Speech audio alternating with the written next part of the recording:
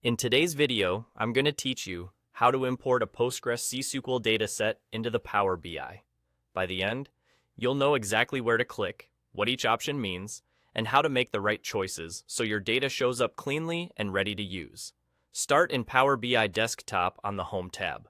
Look for the Get Data button and open its dropdown. Instead of picking a quick option, choose More. This opens the full data connectors list, which is the easiest way to find exactly what you need. In the search box, type PostgreSQL, then select the PostgreSQL Database connector. This tells Power BI you're connecting to a Postgres source rather than a file or another service. When you click Connect, Power BI will ask for a few key details: the server, the database, your data connectivity mode, and some advanced options if you need them. The server is the address where your Postgres instance lives, often a hostname or IP, optionally with a port. The database is the specific database on that server that contains your tables.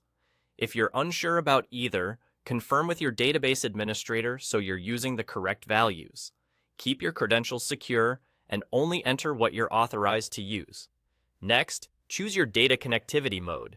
Import is the most common. Power BI copies the data into your report, which usually makes visuals faster and lets you work offline after the initial load. Direct Query, on the other hand, leaves the data in Postgres and runs queries in real time.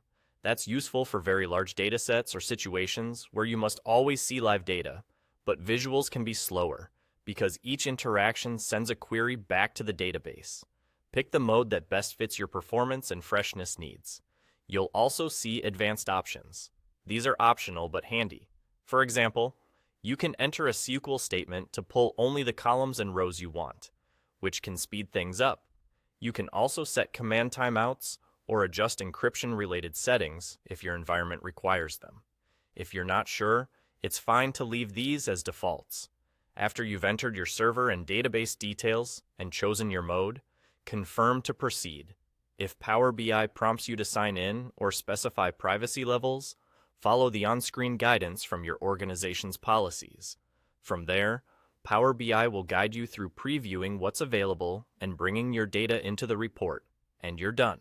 That's all you need to import a PostgreSQL dataset into Power BI quickly and confidently.